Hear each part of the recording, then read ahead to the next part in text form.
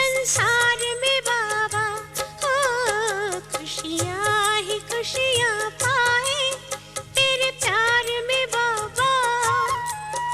जन्नत हजारों तेरे संसार में बाबा हो खुशियाँ ही खुशियाँ पाए, खुशियाँ ही खुशियाँ पाए।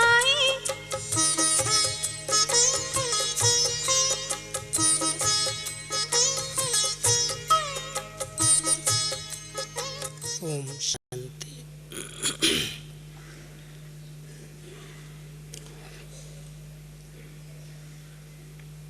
इस ब्राह्मण जीवन में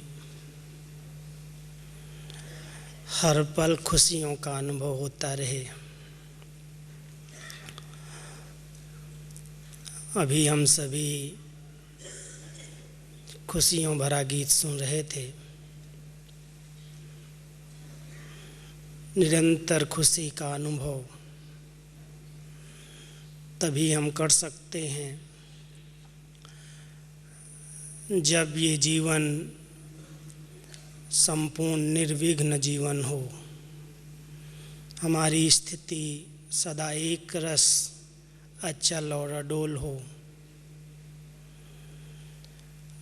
मीठे बाबा की बहुत सी प्रेरणाएं हम सभी समय प्रसमय सुनते रहते हैं। बाबा अपने बच्चों को सदा विघ्न विनाशक का टाइटल देते हैं, निर्विघ्न भव का वरदान देते हैं। लेकिन चलते चलते आज मुझे इस टॉपिक पर क्यों विचार आया कि बहुत से बाबा के बच्चे ब्राह्मण जीवन का अलौकिक सुख, आनंद, प्राप्तियों से संपन्न जीवन, भगवान के मिलने का अपरम अपार परमानंद विघ्नों के कारण उससे अभी तक भी वंचित हैं। ऐसी कई परिस्थितियां, ऐसे कई विघ्न नए नए रोज़ कईयों के सामने आते हैं। एक विघ्न पूरा होता है, दूसरा आ जाता है। कभी शारीरिक बीमारी के रूप में, कभी संबंधों के रूप में, संस्कार स्वभाव के टकराव के रूप में,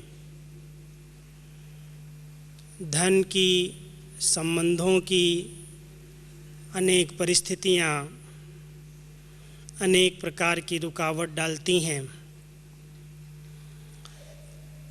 ऐसे ऐसे विघ्न जो कभी सोचे भी न हों, कलयुग की तमो प्रधान दुनिया की देन, तमोगुणी वायुमंडल के बीच में योग में भी विघ्न रूप बनते हैं। ब्राह्मण जीवन में जो दिन प्रतिदिन हमारी प्रगति होनी चाहिए, जिस तरह से हमें प्रभु पालना मिल रही है, श्रेष्ठ मत मिल रही है, इतनी ऊंची पढ़ाई शिक्षाएं मिल रही हैं, उस प्रमाण जो हम सब की एक रस स्थिति होनी चाहिए,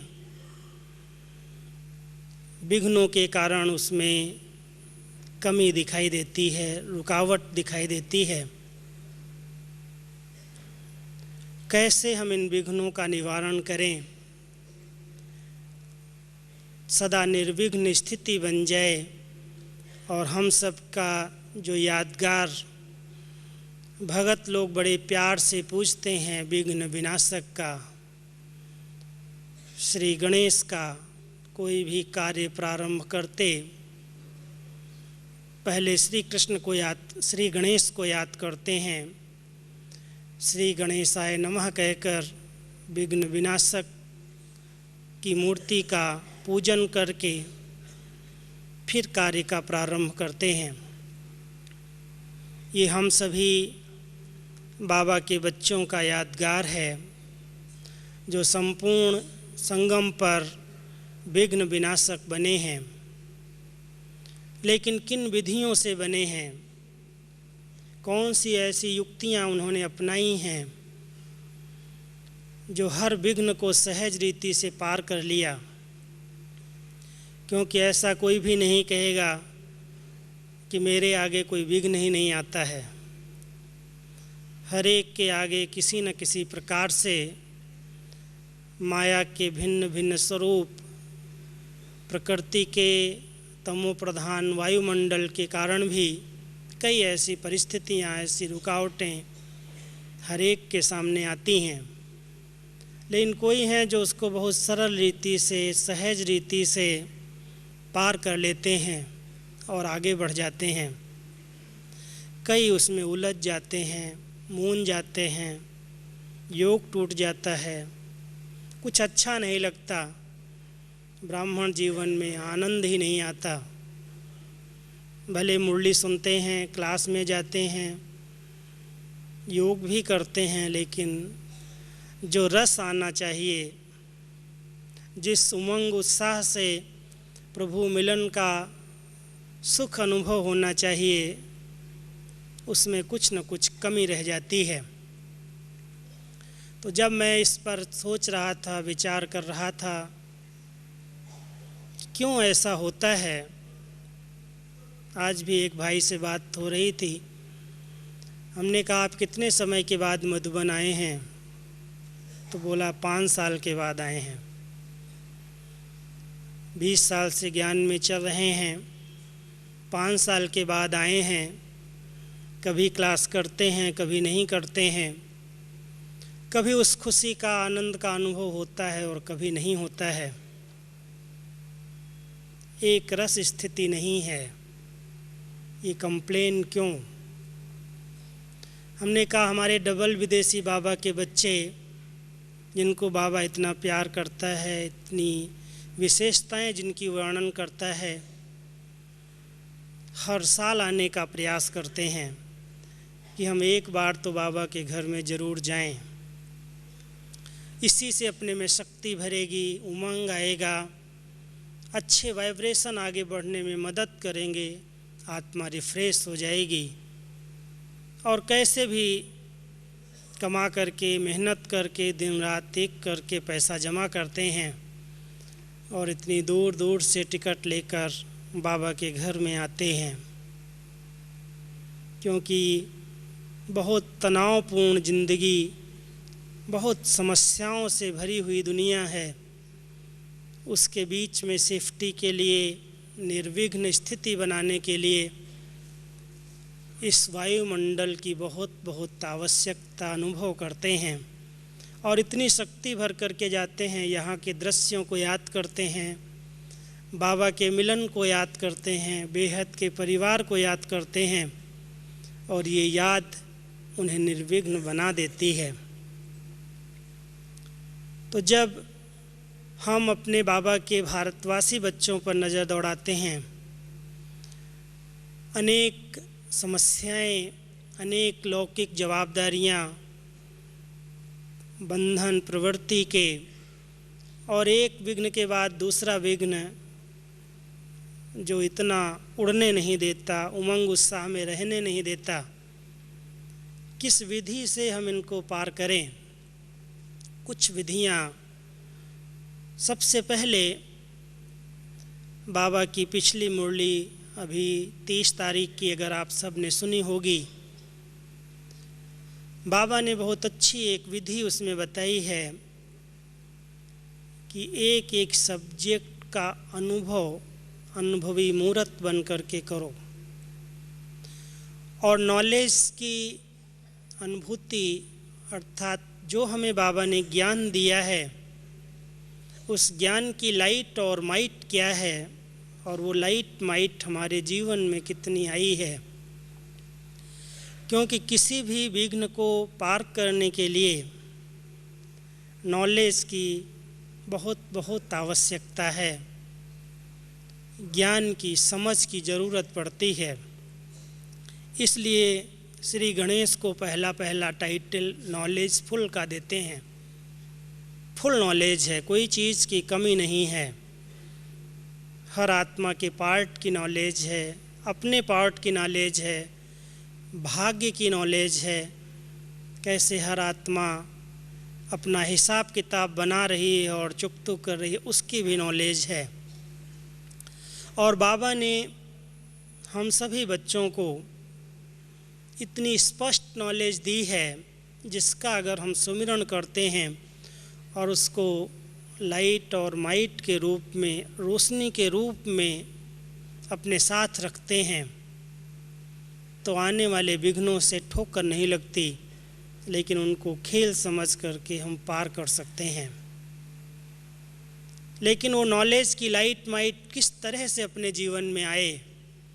आत्मा का ज्ञान मिला, परमात्मा का ज्ञान मिला, सृष्टि चक्र और ड्रामा का ज्ञान मिला, लेकिन ये ज्ञान एक शक्ति है, एक रोशनी है जिससे कोई भी विघ्न आए और पार हो जाएं, उसका इतना गहराई से मनन और चिंतन। क्योंकि बाबा कई बार हंसी में कह देते हैं कि बच्चे वर्णन तो बहुत अच्छा करते हैं और दूसरे के आगे अगर पेपर आता है तो उन्हें ड्रामा का बहुत अच्छा पाठ पढ़ा लेते हैं, हो गया ड्रामा में था, और खुद के सामने जब वो पेपर आता है तो ड्रामा भी कहते हैं और आंसू भी बहा लेते हैं। तो कैसे इसको हम मनन चिंतन करके स्वरूप में ले आएं।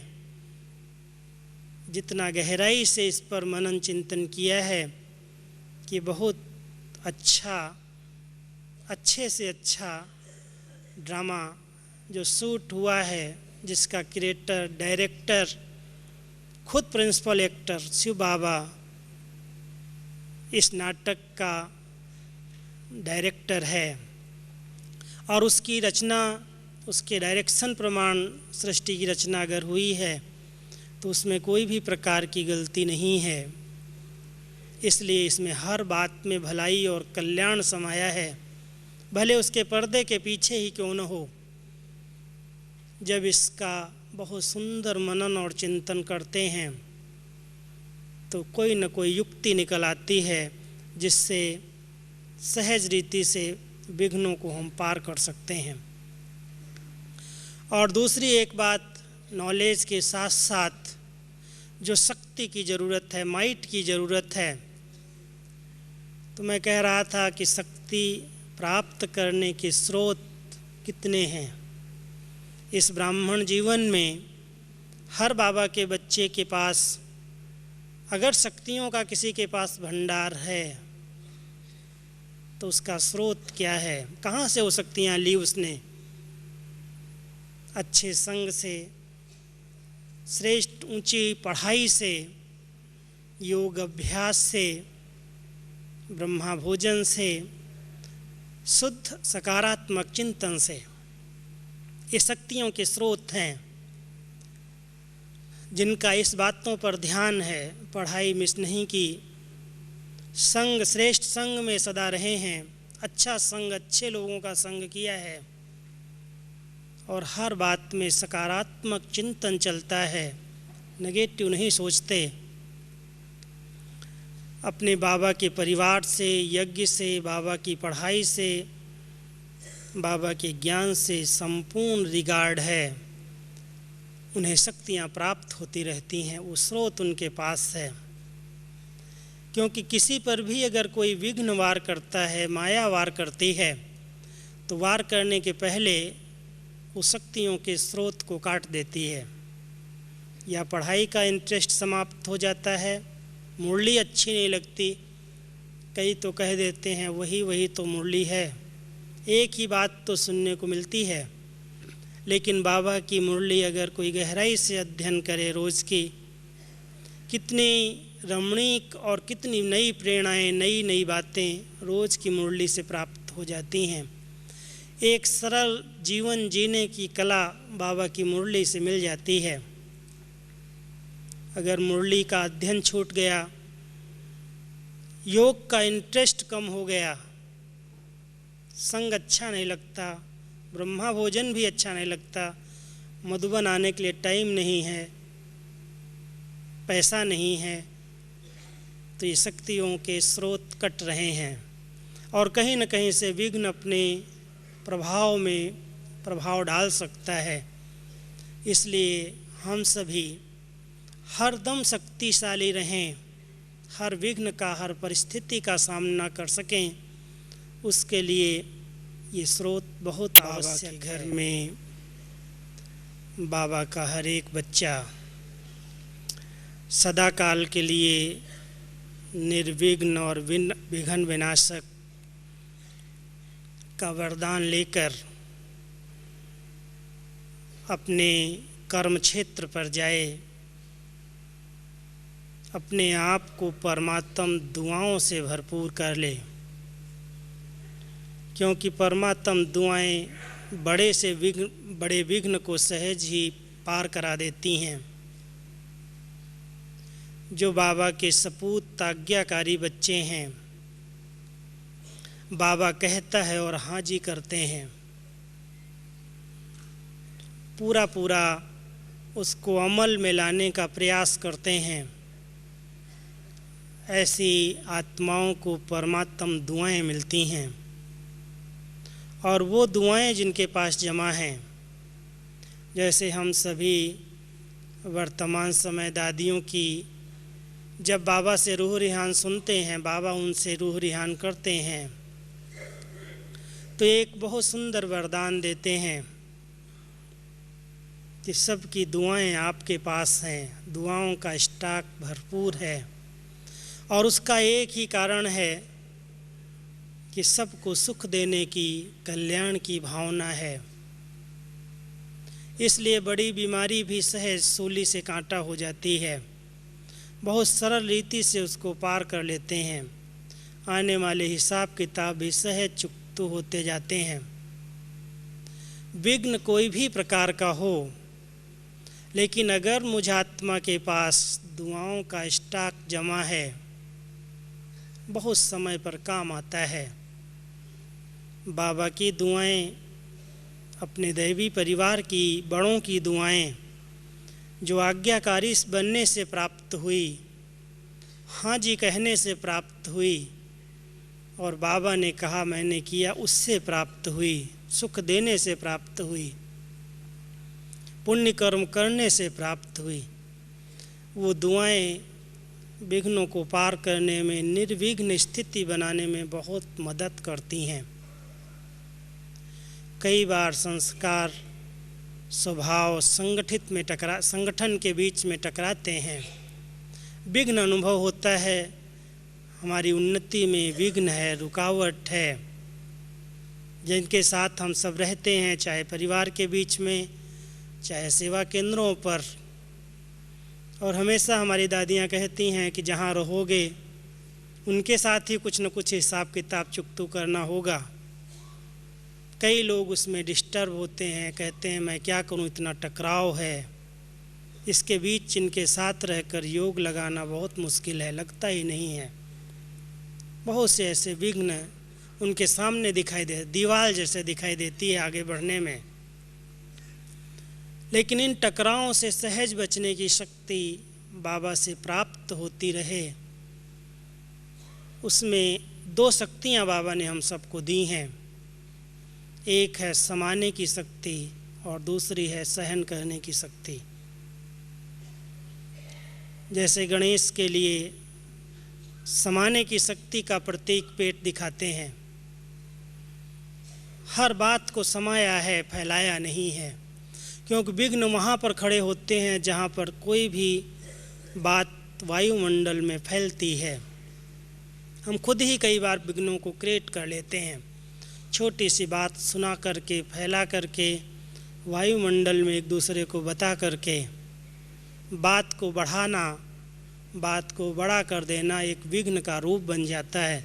और वो विघ्न कई बार एक बहुत बड़ी समस्या के रूप में सामने आता है।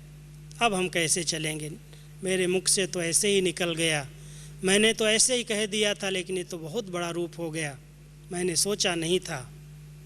आप देखेंगे कई बार मन चित्त में नहीं होता और निकल जाता है। इसलिए बाबा हमेशा कहता है बच्चे ज्ञानी तो आत्माएं वो हैं जो सोच समझकर सोचती और बोलती हैं। तो हम सभी अगर कोई बात होती भी है, परिवार की बात को समाना सीखते हैं तो टकरावों से बच जाते हैं और थोड़ा सा सहन करना पड़ता है, क्योंकि जहाँ रहना है वहाँ सहना है। बाबा ने पाठ हम बच्चों को पढ़ाया है कि किसके लिए तुम सहन करते हो, भगवान के लिए, भगवान के खातिर सहन कर रहा हूँ, ये भी स्मृति रहे। तो बहुत सहज रीति से उस विघ्न से, टकराव के विघ्न से, मन मुटाव के विघ्न से सेफ रह सकते हो। इसलिए संगठन के बीच में अगर विघ्नों से बचना है तो सबसे ज़रूरी है समाने और सहन करने की शक्ति। साथ साथ अगर इच्छाएं हमारी सीमित हैं, आपने देखा होगा इच्छाएं अनेक विघ्नों को जन्म देती हैं। अधिक इच्छाएं, अधिक भागदौड़, अंदर का अधिक चिंतन। कई बार बाबा कहते हैं बच्चे एकांत में चले जाओ, अकेले चले जाओ। और जब किसी को हद का वैराग्य आता है तो संगठन अच्छा भी नहीं लगता, वो अकेले जाना चाहता है। लेकिन अंदर का अकेलापन, मन की भीड़ समाप्त हो जाए, मन की हलचल समाप्त हो जाए, उसमें एकांत का, एक अकेलेपन का अनुभव हो और उसमें बाबा के साथ का अनुभव हो, तो वो अकेलापन, वो एकांत बहुत अच्छी है। और उसमें इच्छाएं बहुत सीमित हैं। कई बार बाबा ने योगियों का लक्षण बताया है। योगी वो है जो इच्छा मात्रम अविद्या है, न मान की इच्छा है, न शान की इच्छा है, न नाम की इच्छा है। और जहाँ इच्छाएं हैं वहाँ पर हम सभी कुछ न कुछ ऐसा प्रयास करते हैं कि मेरा नाम हो, मुझे पूछा जाए, मुझे आगे रखा जाए। मुझे पूछा ही नहीं जाता, उसमें टकराव पैदा होते हैं, विघ्न खड़े कर देते हैं। एक दूसरे के प्रति अनुमान की दृष्टि, अपनी इच्छाएं पूर्ति न होने पर हम उत्पन्न कर लेते हैं। ये थोड़ी सी गहरी बात मैं आपके सामने रख रहा हूँ। आप विचार करना कि अगर कोई की अपनी अंदर की तृष्णाएं हैं, इच्छाएं हैं और वो पूर्ण नहीं हो रही हैं, तो दूसरी आत्माओं पर अनुमान लगाते हैं कि मुझे तो पूछते ही नहीं हैं, मुझसे तो बात ही नहीं करते हैं, इनके साथ इनका विशेष है। और वहाँ पर विघ्न रूप बन करके एक दूसरे का नाम बदनाम करते हैं। बहुत बड़ा विघ्न, चाहे वो सेवा केंद्र की प्रगति में आता है, सेवाओं में आता है, कहीं न कहीं ऐसे कलंक लगते हैं एक दूसरे के ऊपर अपनी इच्छाएं न पूर्ति के कारण। इसलिए अगर हम निर्विघ्न स्थिति बनाना चाहते हैं, निर्विघ्न वायुमंडल बनाना चाहते हैं और बाबा की बेहद सेवाओं को सफल करना चाहते हैं, तो बहुत आवश्यक है हम अपनी इच्छाओं को सीमित कर दें। जितनी हमारी इच्छाएं कम होंगी, क्योंकि बाबा ने हम सब से एक वायदा किया है, आप बच्चों की जो आवश्यकता है वो अवश्य पूरी होगी, लेकिन इच्छाएं अगर अधिक रखोगे तो अच्छा नहीं बन सकोगे। बाबा के ऐसे ऐसे मधुर बोल, मधुर महावाक्य अगर हम सब याद करते हैं, उसका चिंतन करते हैं और अपने आप को तृप्त और संतुष्ट रखते हैं, जो बाबा ने सम्मान दिया है, जो बाबा ने हम सबको सम्मान दिए हैं, अगर उनकी नशे और स्मृति में रहते हैं तो अंदर की भूख समाप्त हो जाती है। आत्माएं मुझे क्या सम्मान देंगी, आत्माओं से मुझे कुछ नहीं चाहिए।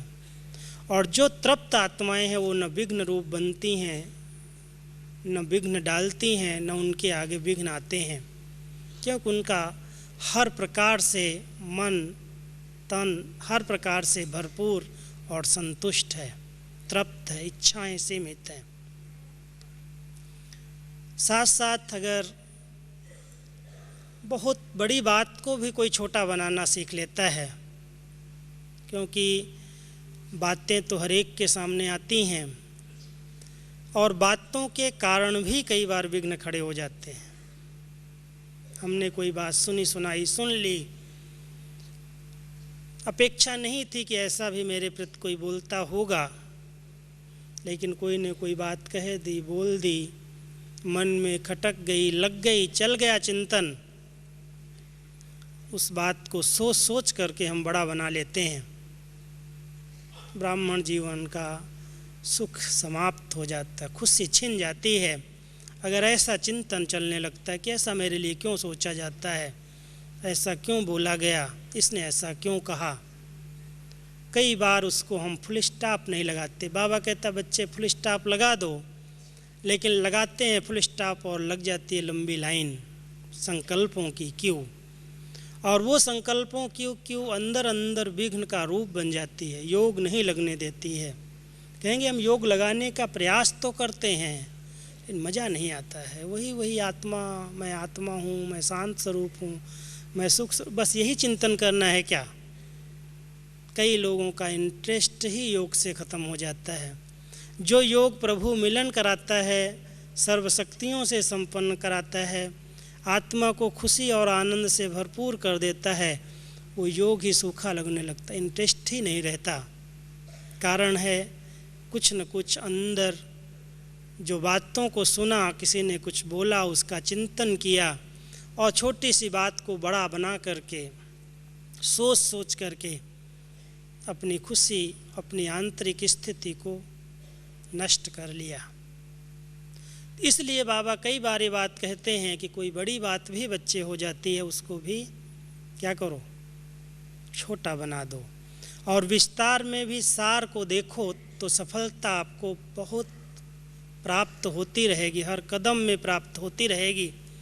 और इसका मिसाल भी हमारे शास्त्रों में दिया है, शास्त्रवादियों ने भी बहुत सुंदर लिखा है कि अगर ध्रुपद प्राप्त करना, द्रौपदी पर विजय प्राप्त करने के लिए अर्जुन ने मछली के विस्तार को नहीं देखा, तीर चलाने के लिए उसने आँख और उसमें भी उसके नूर पर निशाना बांधा, साधा, तब उसने द्रौपदी पर विजय प्राप्त की।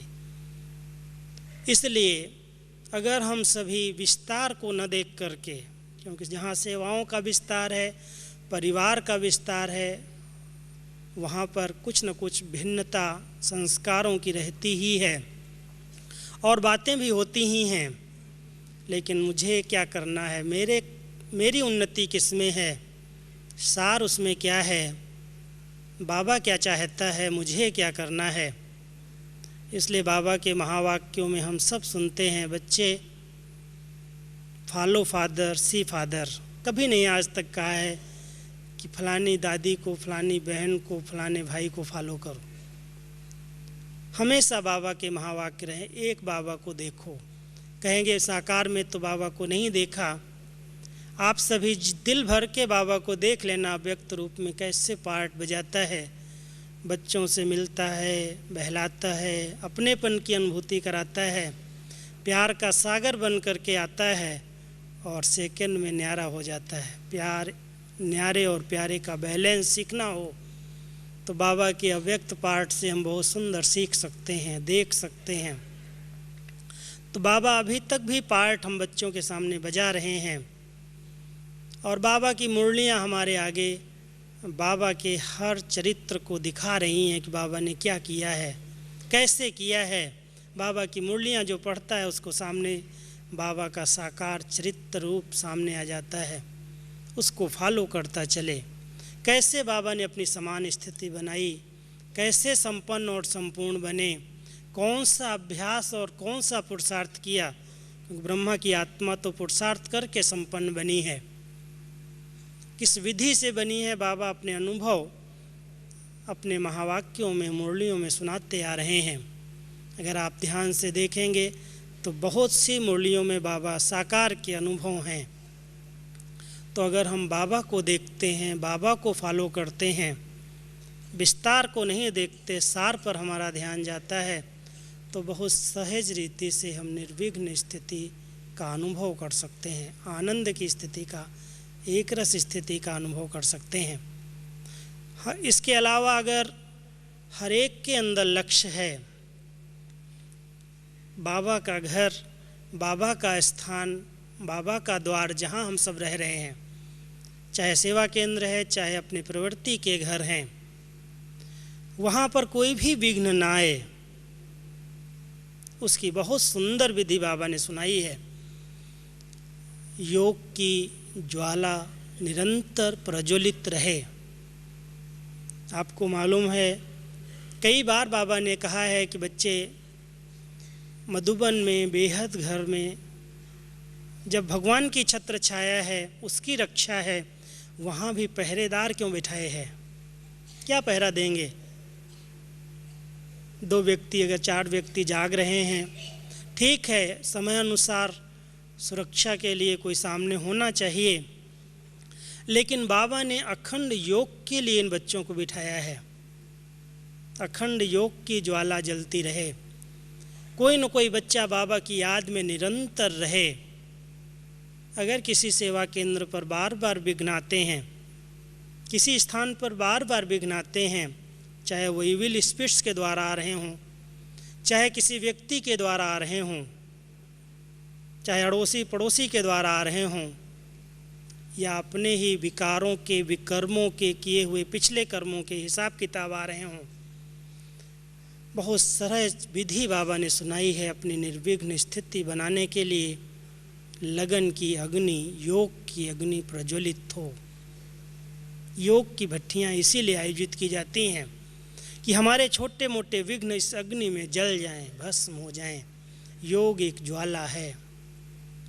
और कई बार बाबा के महावाक्य आप सबने सुने होंगे कि योग की करंट, योग की सकाश, योग की शक्तियाँ अगर अपने घर के चारों ओर दीवालों पर छोड़ दो तो उस वायुमंडल में कोई भी अशुद्ध आत्माएं प्रवेश नहीं कर सकती हैं। अशुद्ध विचार वाली भी आत्माएं नहीं आ सकती हैं। आएंगी तो उनको उस करंट से अनुभव होगा कि यहाँ कोई शक्ति है। इसलिए हर सेवा स्थान पर, हर स्थान पर, चाहे अपनी प्रवृत्ति में ही अगर बार बार विघ्न आ रहे हों, कुछ आत्माएं जो योगी तो आत्माएं हैं, जिनका मन शांत और शुद्ध रहता है, जो पॉजिटिव सोचने वाली हैं, उनका एक कर्तव्य बनता है कि उस स्थान के वायुमंडल को योग की किरणों से, रूहानियत से भरपूर कर दिया जाए और निरंतर ये ज्वाला प्रज्वलित रहे अखंड भट्टी के रूप में। चाहे 2 लोग ही कर रहे हों योग, लेकिन जागती ज्योत होकर के, सुस्ती फैलाने वाले नहीं। ऐसे जागती ज्योत होकर के बाबा की याद में बैठें, एक उठे दूसरा बैठे, निरंतर चलता रहे। कुछ आत्माएं एक अंगन बांध लें तो विघ्न सदा के लिए समाप्त हो जाएगा। ये योग की ज्वाला, योग की अग्नि हमारे अंदर के अनेक विघ्नों को ख़त्म कर देती है। तो कल आप सबको, कल और परसों 2 दिन बहुत सुंदर चांस, क्लासेस तो बीच बीच में आपको मिलेंगी, लेकिन योग से ही संबंधित होंगी। आप सभी अपनी संपूर्ण निर्विघ्न स्थिति, जो बाबा चाहता है मेरी स्थिति कैसी, एक रस हो, जिसमें हलचल न हो, अचल हो, अडोल हो, एक बाबा की निरंतर याद बनी रहे और उसी मस्ती में हम खोए रहें। व्यर्थ संकल्पों का भी विघ्न हमारे योग को तोड़ न दे। तो अभी 2 दिन के समय में, जो आपको 2 दिन का समय मिला है, संपूर्ण निर्विघ्न स्थिति का एक अच्छा अनुभव करके जाना। सुबह से रात तक बस मन और मुख के मौन के आधार से, क्योंकि एक विधि है, इस स्वयं को देखने की एक बहुत अच्छी युक्ति है। अगर कोई अपने आप को परखना चाहता है, निहारना चाहता है, अपने को देखना चाहता है, तो एकांत की गुफा में मन के मौन से अंतर्मुखी होकर के स्वयं पर नज़र डाले, अपने अंदर चला जाए, बातों के रस से ऊपर उठ जाए। अगर बातों के रस में हम रहेंगे, आवाज़ में आते रहेंगे, तो योग के रस का आनंद नहीं ले सकेंगे। इसलिए बातों के रस को 2 दिन के लिए स्टॉप करके हम सभी मौन का अभ्यास, और वो मौन केवल मुख का नहीं है, कुछ घंटों के लिए भी आप देखना कितने संकल्प इसमें चलते हैं मन के अंदर। आप कहेंगे क्या संकल्प नहीं चलाने हैं? संकल्प तो एक आधार बनता है अनुभूति का, और वो अनुभूति के संकल्प बहुत सीमित होते हैं, बहुत शुद्ध होते हैं, बहुत धैर्यवत होते हैं, बस लगन की अग्नि प्रज्वलित करने वाले होते हैं। संकल्प होते हैं, शून्य नहीं होता। तो आप सभी अमृत वेले से उठते ही ऐसा अभ्यास करना जैसे बाबा की किरणों के नीचे और मैं आत्मा इस मस्तक के बीच में मस्तक मणि बन कर के चमक रही हूँ। जिसे भी देखें, जिस पर भी दृष्टि डालें, ये मस्तक के बीच में मणि चमक रही है। मैं मस्तक मणि हूँ। कभी इस मस्तक के बीच में मणि बैठे और कभी उड़कर बाबा के मस्तक में बैठ जाए। बहुत सुंदर अभ्यास है। एक एक सोमान का भी जनवरी मास आपके सामने आ रहा है। यहाँ से जाएंगे, आपको डायरेक्शंस मिलेंगे इसके लिए, कैसे पूरा जनवरी मास तपस्या करो। सेवाएं तो करनी ही हैं, सेवाओं की दादी जी को बहुत प्रेरणाएं आ रही हैं, लेकिन सेवा और याद दोनों का बैलेंस बना रहे, इसलिए जनवरी मास अव्यक्ति मास है, संपन्नता का मास है, बाबा के प्यार का रिटर्न देने का मास है। तो हम सभी अभी से वो अभ्यास कर लें कि एक एक सोमान जो बाबा ने हमें सोमान दिए हैं, आप विघ्न विनाशक हो, मास्टर सर्वशक्तिवान हो, ज्ञान सूर्य हो, मस्तक मणि हो, ऐसे बहुत से वैरायटी सोमान हम बच्चों को मिले हैं। अगर एक एक सोमान का रोज़ अभ्यास किया जाए तो बहुत अच्छी तपस्या हो सकती है और बहुत अच्छे वाइब्रेशन बन सकते हैं। तो जहाँ पर जिसके आसपास रूहानियत के वाइब्रेशंस हैं, वहाँ पर विघ्न ठहर नहीं सकता। भले कैसा भी तमोगुणी आत्मा द्वारा आया हुआ हो, रिद्धि सिद्धि वालों के द्वारा आया हुआ हो, तामसिक वृत्तियों वालों अशुद्ध आत्माओं के द्वारा आया हुआ हो, उनका प्रभाव नहीं पड़ सकता है अगर हम सभी ने अपने चारों ओर अच्छे योग के वाइब्रेशन फैलाए हुए हैं। तो सभी बातों से किनारा करके 2 दिन जो आपको बीच में समय मिला है, बाबा ने दिया है गोल्डन चांस, बाबा भी मिलेगा, दादियाँ भी योग कराएंगी, बहुत अच्छे अनुभव आप कर सकते हैं, लेकिन अंतर्मुक्ता की गुफा में मस्तक मणि पर बैठ करके। तो ऐसा अभ्यास करके बाबा के घर से अपनी निर्विघ्न और एक रस स्थिति बनाने का वरदान लेकर के जाना। ओम शांति।